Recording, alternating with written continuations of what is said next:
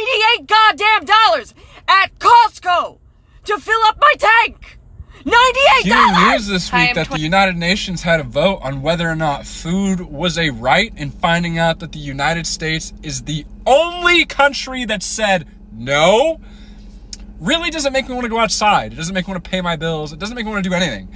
Honestly, it's lengthening the deep sadness that I feel living in this country that already existed. Food isn't a fucking right. Yo, this world is so backwards. I'm tired of living paycheck to paycheck.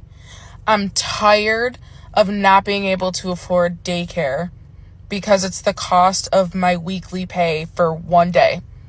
I'm tired of spending $200+ a week just to feed my family.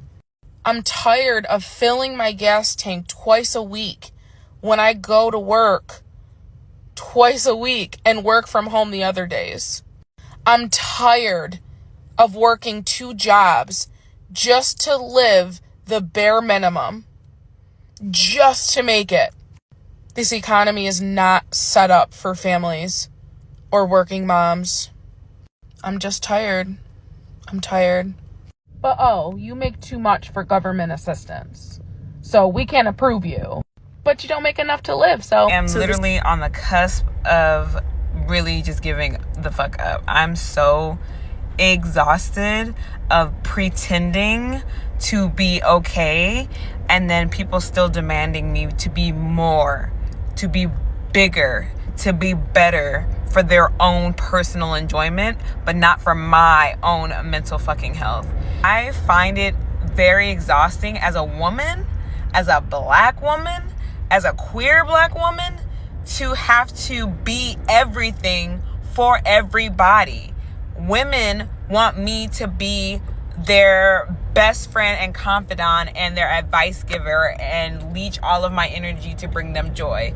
Men want me to give them seduction. They want me to smile. They want me to only give the right answers and allow them to be in charge. Society wants me to shut up, go to work, be quiet, do as I'm told.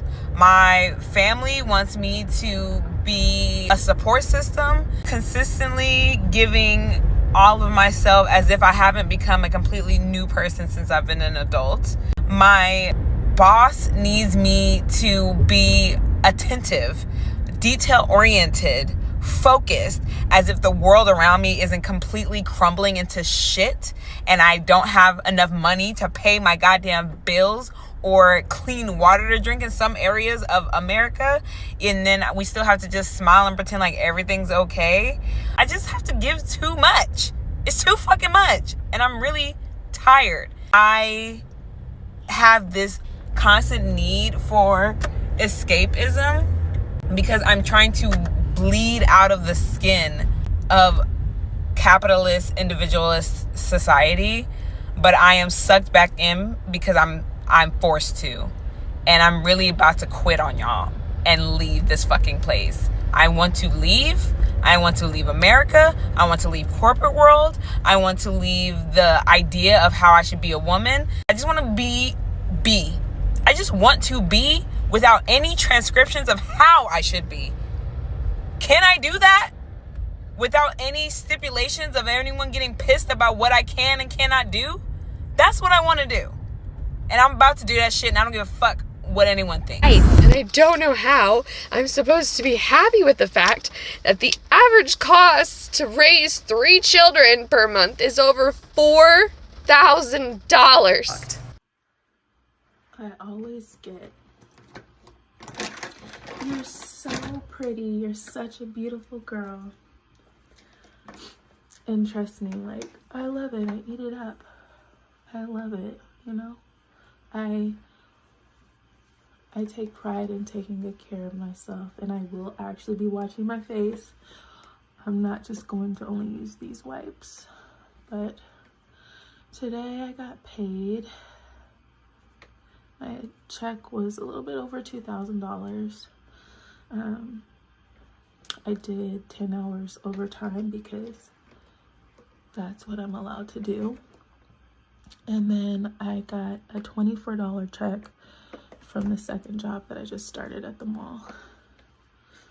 I paid my rent. That was like $1,500.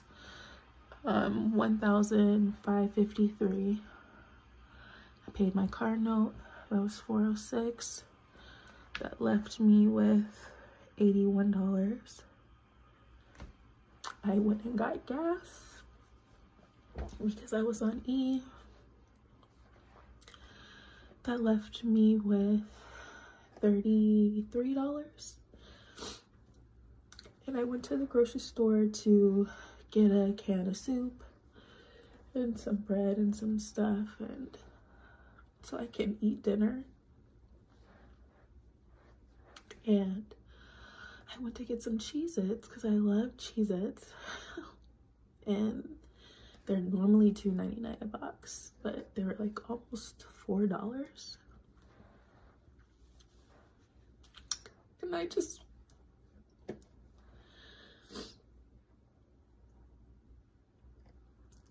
cry because it's like $4. Like, who pays $4 per box of crackers? So are we just all going to pretend that we're fine?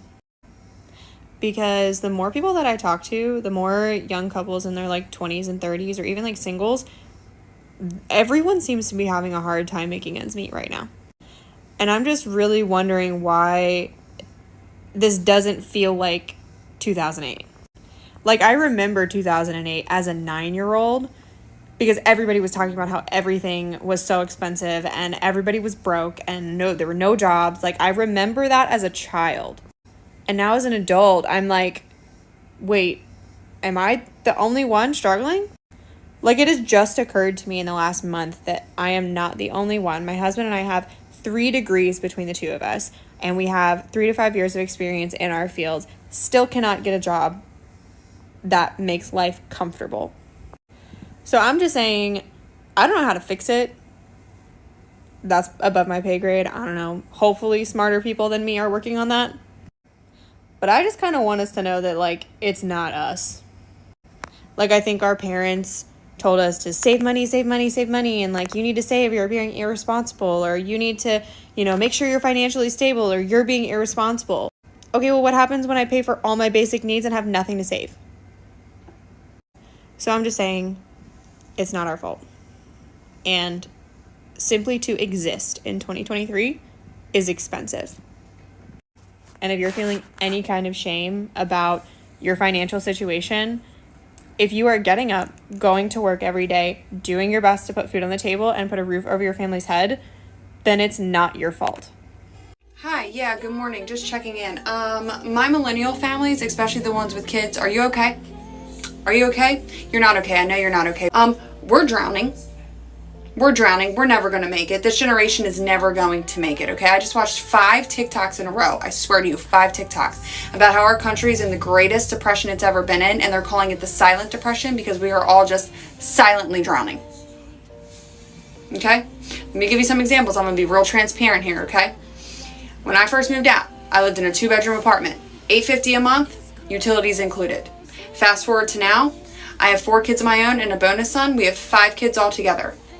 When we started applying for apartments, most wanted you to pay $300, $400, $500 to even apply for the apartment, to reject you and then tell you, we don't give you that money back. Awesome. So then we did find somewhere that approved us. Okay, 2nd floor of a house, no central air. We had to buy 4 AC units when we moved in here. Okay, 2 bedrooms and a loft. Some places wouldn't even rent to us because they said you have too many kids and you need a bigger space. We can't afford a bigger space, okay? We pay $1,600 a month. Again, 2nd floor of a house, no central air, 2 bedrooms and a loft. $1,600. Groceries, food, a basic human need. I get $569 a month in food stamps. Very grateful for that. It's a huge help. But I still have to go to 2 food pantries a week to be able to feed my family. Not to mention I didn't even get them this month because I did everything I was supposed to for my recertification. They messed up on their end. I didn't get them. So now it's the waiting game. You get them back when we figure it out. That's what I was told at social services the other day. So we decided to go to Dollar General right down the street, the dollar store. Get us some necessities, get us through until we get my food stamps back. 5 bags of groceries, $110. The only meat I got was 1 roll of ground beef. Childcare. I'm getting ready to go back to work. Why? Because we're never going to make it if I don't. But almost 3/4 of my income is going to go to childcare. I have a 4-month-old baby. I can't be a stay-at-home mom anymore. It's impossible. It is impossible to be a stay-at-home mom in this economy. They told us to get educated. I have an associate's degree. I just applied to go back and get my bachelor's. Credit hours are over $300 now. That's triple what I paid for my associates. We are never going to be able to buy a house in this economy. The American dream that we lived with our parents that had one parent working, mom stayed home, they had multiple vehicles, 4-wheelers, we went on vacations, all that, that's gone. They were the wealthiest middle-class generation that probably this country's ever seen. They climbed up the ladder and pulled it right up behind them. I'm frustrated. This is what it's like living paycheck to paycheck. So my husband's in the military, right? We don't make a lot of money, so we live paycheck to paycheck, and I coupon like a motherfucker to help cut down on our grocery spending because groceries are expensive as fuck right now. And we weren't doing too bad, you know, we had enough money to pay our bills and to buy our groceries with some coupons involved, a lot of coupons involved, but we still had just enough to survive, essentially. And of course, when you're finally doing okay, something always has to happen. So today, my husband's phone broke, and he has only had this phone for 1.5 years. So I was incredibly pissed off because we have our phone bill through T-Mobile, and we were 3 months away from paying off both of our phones. And we have a really high phone bill through T-Mobile. Not gonna lie, T-Mobile's really fucking expensive. Even if you're on the military Magenta plan, it's still expensive. So we were planning on paying off our phones and then just switching over to Mint Mobile. And if you don't know what Mint Mobile is, Ryan Reynolds owns it, and it's a really cheap phone company and honestly really great. We know a lot of people who have them, and so we were planning on switching over to cut down on our phone bill so that we can save a little bit of extra money and not have to struggle so much. But of course, my husband's phone had to fucking break today. It wasn't turning on, wasn't charging, nothing, it just broke. And it had been having issues for the past week, but we were just praying and hoping that it would hold on for another 3 months. And no, we didn't have insurance on the phones because we couldn't afford the extra cost in our phone bill each month. Because again, we live paycheck to paycheck. Every time my husband gets paid, that paycheck is gone in 24 hours to all of our bills and groceries. And of course, this had to happen today, the day before my husband gets paid, so he hasn't gotten paid yet. And he can't go without a phone because, again, he's active duty military and he gets called in a lot, and they can't call him if his phone is broken. So I'm like, you gotta be fucking kidding me. Because we had to take our credit card that we just started paying down, okay? We just started paying down because that bitch was maxed out. Because before I started couponing, we were using it for groceries to survive. So that credit card was maxed out and we were just starting to pay it down. And we had to use that credit card to pay his phone off the rest of the way today and buy a whole new phone and pay for, you know, you have to pay for the taxes and stuff up front, which was like, I think $172, some shit like that. So yeah, we had to do that today. And so that credit card is now maxed out again. And so we're just back in debt again. And instead of leaving T-Mobile in 3 months to go to a cheaper phone plan to save us like $55 a month, we now have to stay with T-Mobile for another 12 months until this new phone is paid off. And people can try and say, how about just make extra payments every month on the phone? We can't afford that. Again, we live paycheck to paycheck. So yeah, that's what it's fucking like. Y'all, it's so stressful out here. Fuck. I don't understand how the other 64% of Americans living paycheck to paycheck are surviving right now. Because if anything happens, you're fucked. Do you want to know what's insane? My grandfather came to this country with $1 in his pocket. $1. $1 US. And he made for himself, within his 60 years of life, a beautiful life. Successful. He owned multiple homes, started multiple businesses, put all of his children through college, paid for their weddings, and these were elaborate, expensive, luxurious weddings. Now, my mother, my father, successful. They have, a life for themselves. They've owned multiple businesses. They have, vehicles and are able to pay for their life expenses. They put all of us through college. They're still putting my siblings through college. And if and when I want a wedding, they'll be able to fund that for me. At least I think so, right? My aunts, both of them, they have homes. They have, good lives for themselves. Nobody is living shittily. But the crazy thing is, I cannot envision myself ever owning a home, ever being able to afford a car or pay bills. And it's crazy, okay?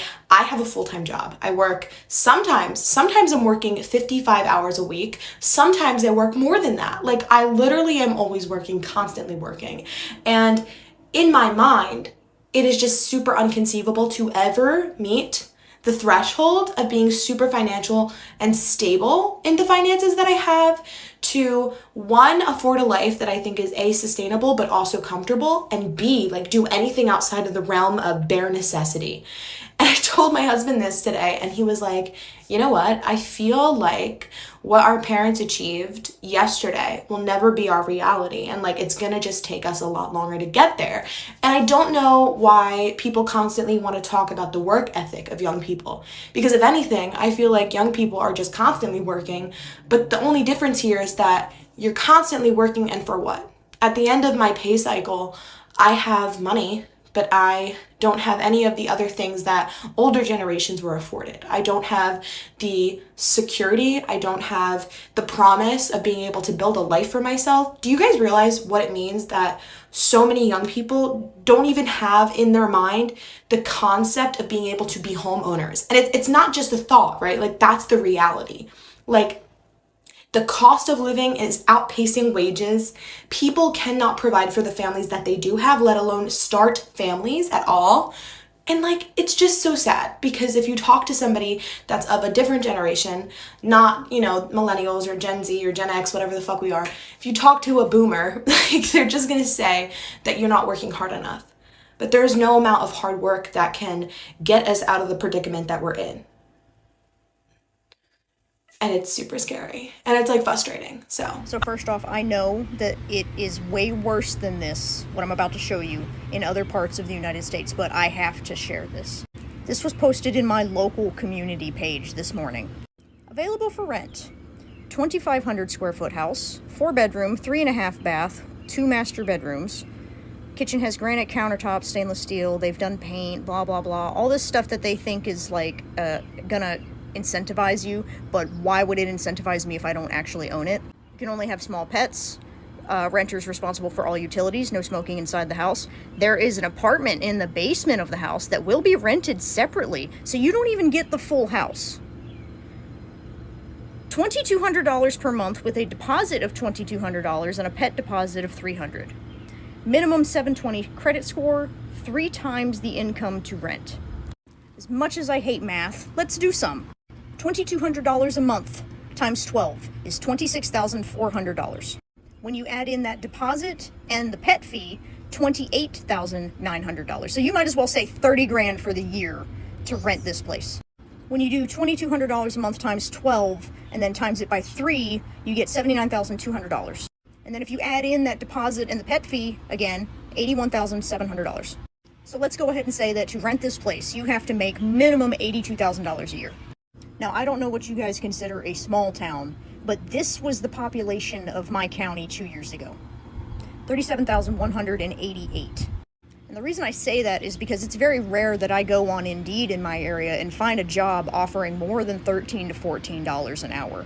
If you make $80,000, $90,000 a year, you're probably going to buy. You're going to buy before you absolutely cannot buy at this point. So the reason I tie in the population and the general wage in this area is because the people that are making $13 to $14 an hour, yeah, they can't afford that, but they're the people that are renting. And just to further this perspective, I quit my last company after 3 years.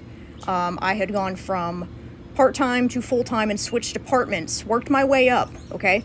And as someone in accounting, I was only making about $27,000 a year. That is a wage that I was making working as a supervisor at Walmart about 6 to 7 years ago. Stagnant. Wages around here are stagnant. Again, I know it's worse. I know it's worse. Some of you are going to look at that and go, that's a pretty good deal. But knowing my area, that blew my mind to read.